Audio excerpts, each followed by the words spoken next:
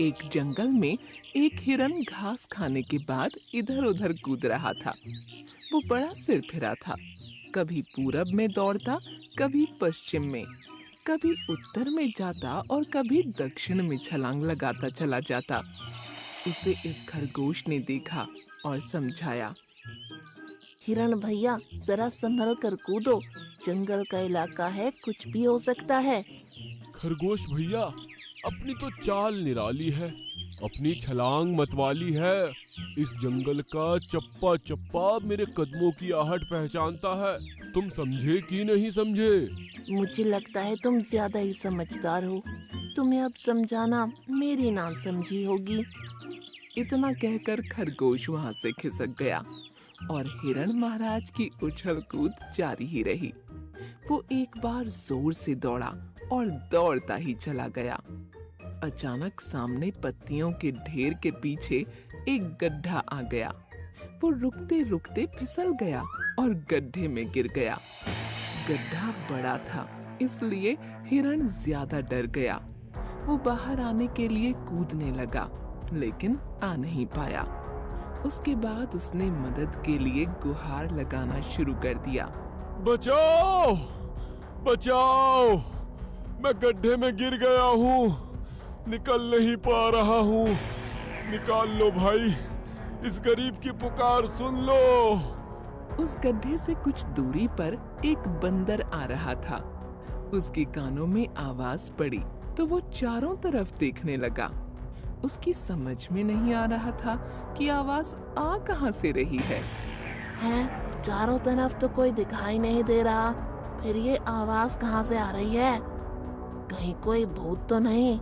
अरे मैं भूत नहीं हूँ, मुझे बचा लो, बड़ा उपकार होगा। अरे भाई, तुम दिखाई क्यों नहीं पड़ रहे हो? क्या आकाशवाणी से बोल रहे हो?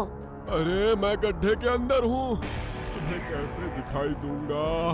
गड्ढे के पास में आओ, मेरी मदद करो। बंदर को पास में पत्तियों के पास एक गड्ढा दिखाई पड़ा। वो धीरे धीरे पास में पहुंच गया। अंदर देखा तो हिरन महाराज मदद की विनती कर रहे थे। अरे हिरन भाई, तुम गड्ढे के अंदर कैसे पहुंच गए? भैया, नासमझी के कारण बहुत बड़ा धोखा खा गया। अब तो मैं अंदर हूँ, सही ढंग से बता नहीं सकता। खरगोश ने समझाया था, मैं नहीं समझ पाया था और गोता खा गया।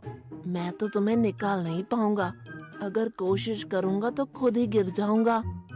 अब तो तुम्हें हिम्मत दिखानी होगी, ऊंची छलांग लगानी होगी। बहुत सारे जानवर वहां इकट्ठा हो गए। हर कोई नई नई तरकीब सोच रहा था। खरगोश ने एक तरीका निकाला। हिरण भाई, हम लोग तो तुम्हें निकाल नहीं पाएंगे। कुछ देर बाद यहाँ से चले जाएंगे। इसके बाद एक भयानक बब्बर शेर आने वाला है। सुना है बड़ा खूंखार और भूखा है। यदि उसने तुम्हें देख लिया तो समझ लो, सीधे ऊपर का टिकट कट जाएगा। खरगोश की बात सुनकर हिरण डर गया। प्राण के भय से उसके अंदर न जाने कहां से बड़ी ताकत आई। उसने सांस खींचकर एक ऊंची छलांग लगाई और गड्ढे से बाहर आ गया। बाहर आकर वो अपने पराक्रम पर इतराने लगा। ये पैंतरा मेरा पुराना है, कभी कभी आजमाता हूँ और लंबी छलांग लगाता हूँ। वो सबके सामने अपनी बड़ाई हाँक रहा था। उसी समय सियार ने प्रश्न किया। अरे हिरन भाई, तुम्हारी नजर तो बड़ी तेज है, इतना बड़ा गड्ढा तुम्हें दिखाई नहीं दिया? क्या गड्ढे ने तुम्हें अंदर खींच लिया?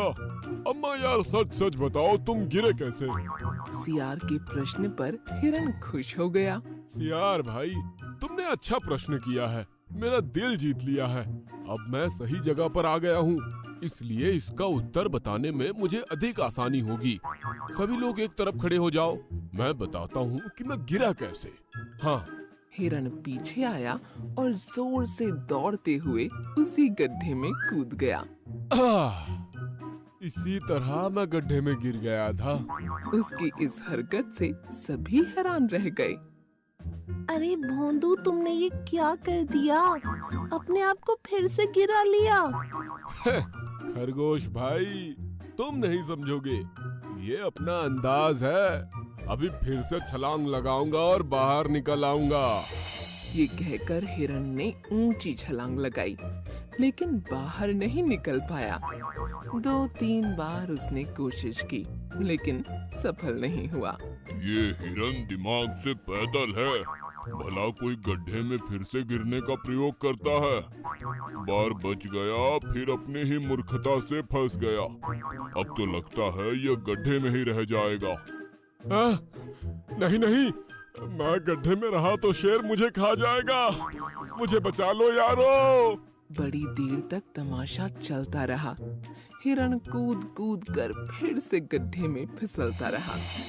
इसके बाद बड़ा जिराफ वहां आया और उसने गर्दन को झुकाया।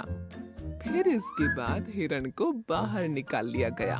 गड्ढे में गिरने के प्रयोग की मूर्खता दोबारा मत करना, वरना अंदर ही रह जाओगे। इस तरह से मूर्ख हिरण की जान बचाई गई और उसे सब जानवरों ने जंगल में भेज